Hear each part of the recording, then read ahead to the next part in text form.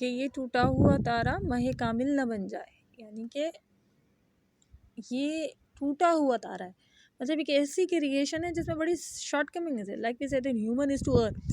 हज़रत आदम जो थे वो जन्नत से निकाले गए, अल्लाह ताला ने क्रिएट किए थे, फिर उन्हें जन्नत से निकाल दिया।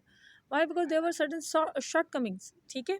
But even then humans are progressing so fast, इतना तेज़ी से उनका प्रोग्रेस हो रहा है कि अंजुम ये कहते हैं, सितारे समझते हैं कि ये एक महे कामिल, ये एक पूरा चाँद बन जाएगा, परफेक्शन की अपनी हदों को छू लेगा।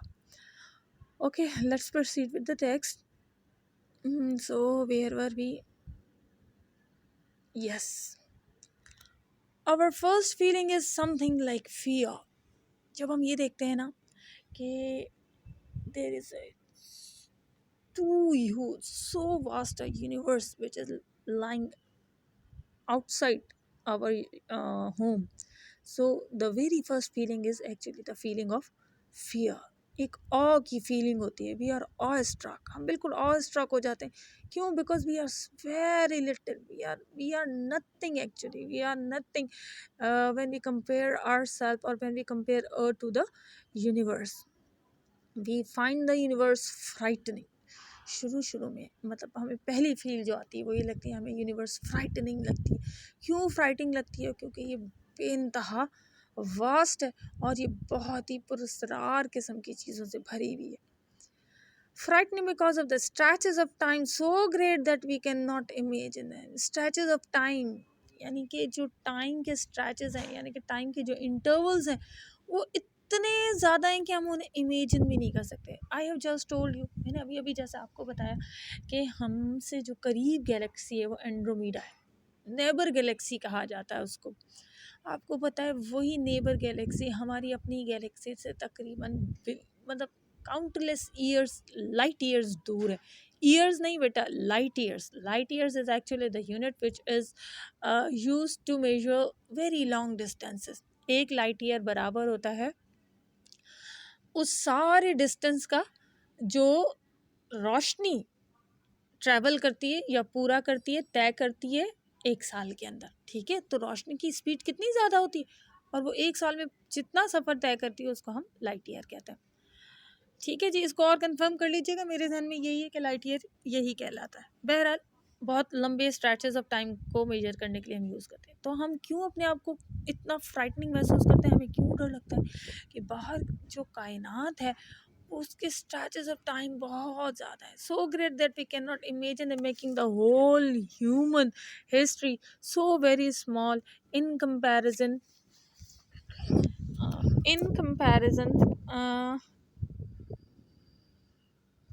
frightening us. Wait for a while, I have lost the line. Okay, let's see. Our first feeling is something like fear. We understand frightening because of the stretches of time so great that we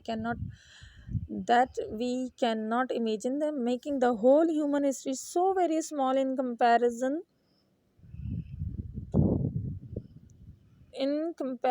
to the world. Sorry, I think we are skipping some line. Let me see, then we'll continue. Okay, so very small in comparison. कहने का मतलब ये है अगर हम human history देखें और कायनात की हिस्ट्री देखें, ठीक है, इस दुनिया के बनने की हिस्ट्री देखें, तो हमारी हिस्ट्री तो बहुत थोड़ी है। ऐसा कहा जाता है, अगर हम एक मॉडल ले लें, अगर हम फ़र्ज़ करें कि ये जो कायनात है ये 1 घंटा पहले बनी है, तो आपको पता है कि अर्थ या ज़िंदगी का ज़हूर अर्थ पे कितने, अर्थ अगर 1 घंटा पहले बनी, कायनात तो इवन उससे भी बहुत पहले बनी। अर्थ अगर 1 घंटा पहले बनी है तो जो आपकी ज़िंदगी है ना वो समझिए 1 सेकंड पहले आई है। समझ में आ रही है आपको?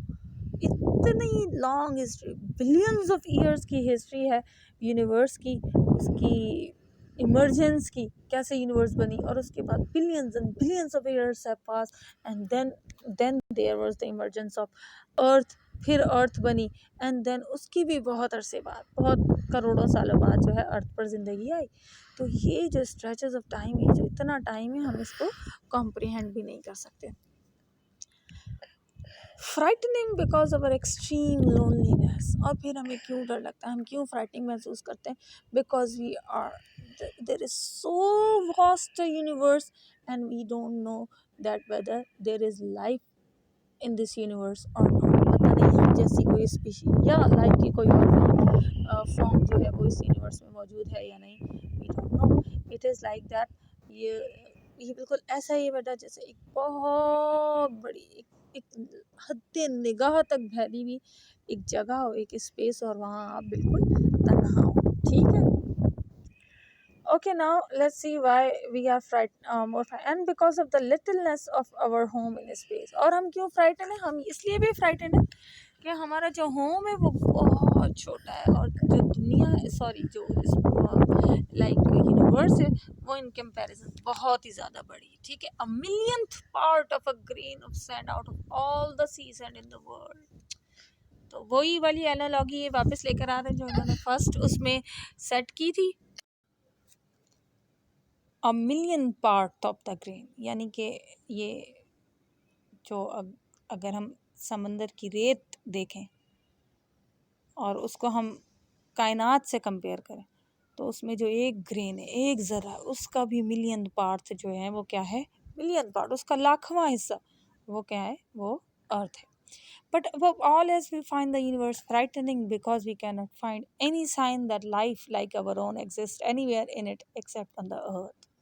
Now, the most frightening part is that, according to the writer, that we don't know whether in this vastness of universe there is a form of life on another planet or somewhere else in some galaxy, on some planets far from us. We don't know.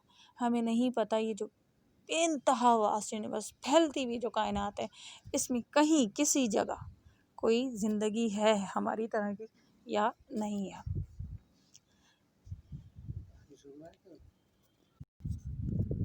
Indeed, for the most part, empty space is so cold that all life in it would be frozen. This is the same point we have discussed earlier. ये जो कायनात है, ये जो universe है, इसमें most of the part, ज़्यादातर हिस्सा ऐसा है जहाँ हीट नहीं है, लाइट नहीं. So the temperature is so low, it's extremely cold, it is too cold that life cannot exist. आप जानते हैं कि ज़िंदगी जो है, एक ज़िंदा खुलिया, एक living cell, it can not sustain very high and very low temperature.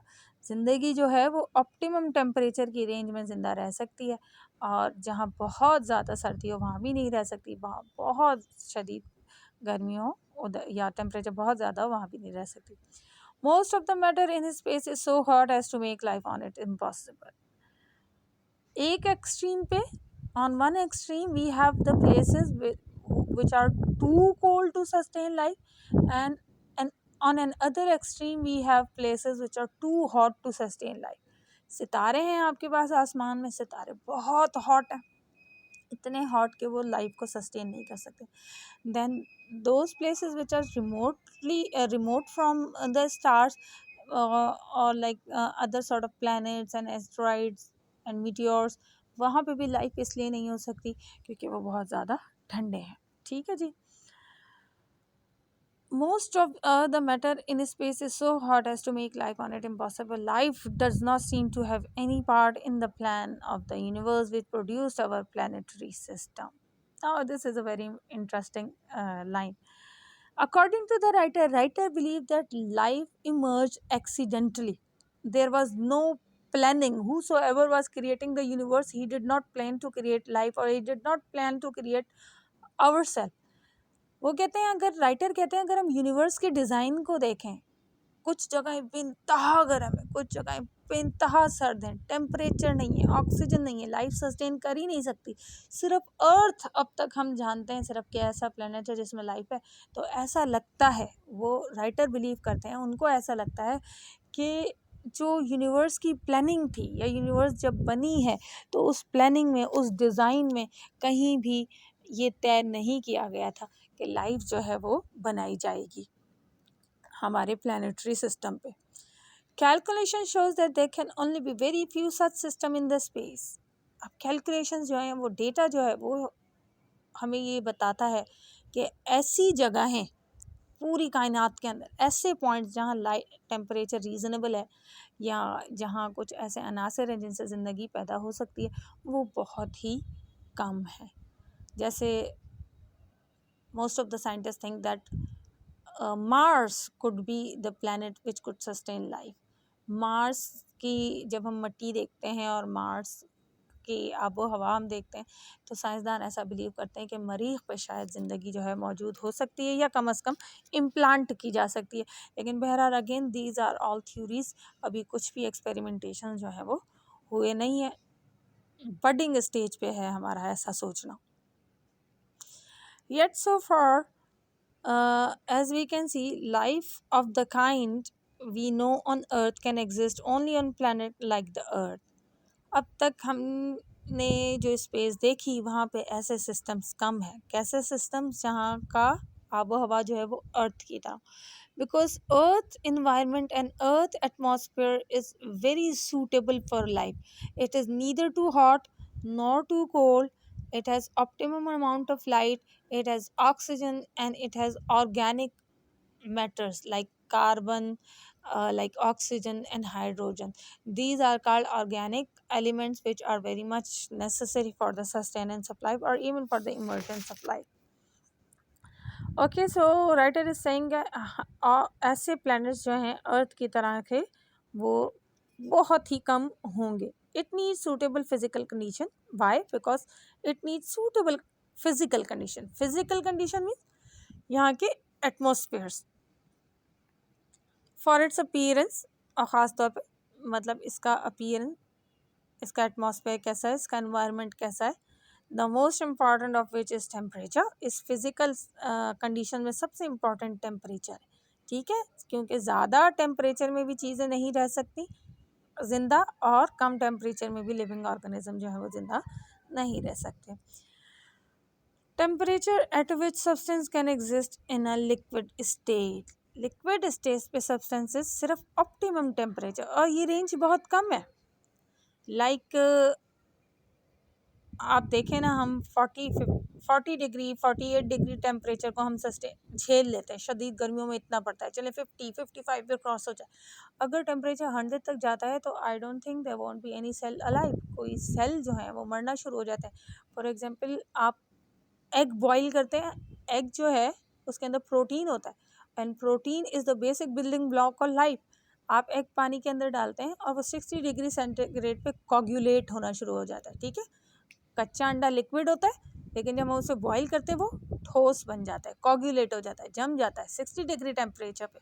तो it means that beyond 60 degree temperature और beyond 70 degree temperature life cannot exist. The stars themselves are far too hot for this. अब अगर हम सितारों की बात करें, क्या सितारों पे ज़िंदगी हो सकती है? The answer is quite sure no. Why? Because the stars, as I've already told you, are actually the collection of burning gases. ये इतने हॉट होते हैं, इनका टेम्परेचर इतना ज़्यादा होता है कि ये लाइफ को सस्टेन नहीं कर सकते. We may think of them as a collection of fires scattering through space, providing warmth in surrounding where the temperature is at most some 4 degrees above absolute zero. तो वो कहते हैं स्टार्स बेसिकली क्या हैं? Stars एक collection of fire. Basically ये आग के गोले हैं, एक आग का मजमुआ है, जलती हुई इसके अंदर गैसेस होती हैं, स्कैटर्ड थ्रू स्पेस, और जो पूरे स्पेस में क्या बिखरी हुई है. और लेकिन इनका काम क्या है, ये क्या कर रही हैं? They are providing warmth in surrounding. और इनका जो ईंधन जल रहा होता है, इनके फ्यूल जो जल रहा होता है, उसकी वजह से क्या होता है, इर्द गिर्द का जो इनके इर्द गिर्द का जो एरिया होता है, इर्द गिर्द की जो स्पेस होती है, ये उसको वार्मथ और लाइट जो है वो प्रोवाइड करते हैं. For example, see the sun. Sun is also star. Sun एक स्टार है, ठीक है, और वो अपने इर्द गिर्द मौजूद जो प्लैनेट्स हैं उनको क्या प्रोवाइड करता है? उनको हीट प्रोवाइड करता है. अपने इर्द गिर्द बेसिकली उसकी जहाँ तक उनकी रेडिएशन जाती हैं इन स्टार्स की बर्निंग की, तो वहाँ तक हीट जो है पहुँच जाती है. अब अर्थ जो है वो बड़े ही मुनासिब से डिस्टेंस पे है सन से, इसीलिए यहाँ पे ना बहुत ज़्यादा टेम्परेचर हाई है और ना बहुत ज़्यादा लो है. तो ये किन जगहों को मोस्टली देते हैं? क्योंकि इनके इर्द गिर्द जगहें ठंडी होती हैं इसलिए. और कितनी ठंडी होती है? Most of the time zero से, एब्सोलूट ज़ीरो से भी इनका टेम्परेचर नीचे होता है, that is about 484 degrees of Frost on the Fahrenheit scale. और ये टेम्परेचर कितना कम होता है, ये एब्सोलूट ज़ीरो से भी 4 डिग्री कम होता है। और ये तो वो टेम्परेचर है जो किसी भी स्टार के करीब की जगह में, otherwise those areas where there is no star they are extremely cold. ठीक है। In the immense stretches of space beyond the Milky Way I've already told you is actually the name of our galaxy। हमारी जो Galaxy है, Galaxy कहते हैं बेटा एक झुरमट को जिसमें बहुत से सितारे और सैयारे जो हैं, बहुत सारे सोलर सिस्टम प्लानिटरी सिस्टम्स जो होते हैं वो मिलकर एक गैलेक्सी बनाते हैं, और हमारी गैलेक्सी का क्या नाम है, milky Way. So let's see what writer is saying. Writer is saying that in the immense stretches of space beyond the Milky Way it is colder still। वो कहते हैं हमारा मिल्की वे में, हमारा प्लानिटरी सिस्टम तो एक ही है ना, इस मिल्की वे में मिलियंस इस तरह के planetary system. By planetary system I mean solar system, जिसमें एक सन है बीच में और अराउंड में आपके पास अर्थ और बाकी सारे सैयारे हैं जो कि उस टाइडल वेव की वजह से बने थे। ठीक है। तो मिल्की वे में ऐसे मिलियंस ऑफ प्लानिटरी सिस्टम हैं, बहुत सारे हैं। और और चूँकि यहाँ बहुत सारे सितारे मौजूद हैं, बहुत सारे burning stars are present within the Milky Way, so it is cooler but not that much cooler, it is cooler almost 4 degree below absolute zero। तो ये यहाँ पे मिल्की वे पे जो टेम्परेचर होगा कूलनेस का वो इतना नहीं होगा, लेकिन जैसे ही हम मिल्की वे से बाहर जाएंगे, ठीक है, मज़ीद स्पेस में जाएंगे, तो टेम्परेचर जो है वो मज़ीद गिरता चला जाएगा, मज़ीद नीचे होता चला जाएगा। Away from the fires there is this unimaginable cold of 100 of degrees of frost। 100 of degrees of frost। Frost means zero, absolute zero, जहाँ पर आपका पानी जो है वो क्या बन जाता है जनाब, बर्फ़ बन जाता है। 0 डिग्री फ़ारेनहाइट। ठीक है। एब्सोलूट ज़ीरो तो केल्विन का ज़ीरो होता है, वो मज़ीद नीचे होता है। ठीक है। तो वो ये कह रहे हैं कि अगर हम मज़ीद ऐसी स्पेस में जाएं, मिल्की वे से बाहर निकलें जहाँ पे स्टार्स नहीं हैं, तो वहाँ तो टेम्परेचर ज़ीरो से भी, एब्सोलूट ज़ीरो से भी हंड्रेड्स ऑफ डिग्रीज नीचे गिर जाता है। -100, -200, -400, -500 and even more। Close up to them there is a temperature of thousands of degrees at which all solid melts, all liquids boil। एक तरफ स्पेस में इस किस्म का टेम्परेचर है, माइनस में, minus hundreds of minus. Now on the other extreme, दूसरे हाथ पे हमारे पास किस किस्म का टेम्परेचर है, थाउजेंड्स ऑफ फ़ारेनहाइट, बेनतहा गर्म, बेनतहा। क्यों? क्योंकि स्टार्स जो हैं वो बर्निंग बॉल्स हैं फायर्स की, तो वो बेनतहा जो है रेडिएशन क्रिएट करते हैं। वो ख़ुद तो बेनतहा गर्म होते हैं, जो चीज़ें जो हेवनली सेलेस्टियल बॉडीज़ उनसे करीब होती हैं उनको भी बेनतहा गर्म कर देते हैं। सो ऐसी प्लेसेस में क्या होता है, सॉलिड मेल्ट्स, ठोस चीज़ें मेल्ट हो जाती हैं, पिघल जाती हैं, और लिक्विड बॉइल्स, और सारा जो लिक्विड है वो क्या हो जाता है, बॉयल हो जाता है, बिल्कुल ख़त्म हो जाता है, ऑलमोस्ट गैस बन जाता है, और फिर गैस भी बर्निंग जो है वो शुरू कर देती है जलना। Life can exist only in a narrow belt surrounding each of these fires at certain distance where the temperature is neither too hot nor too cold। Life कहाँ मौजूद हो सकती है? I have already discussed this point।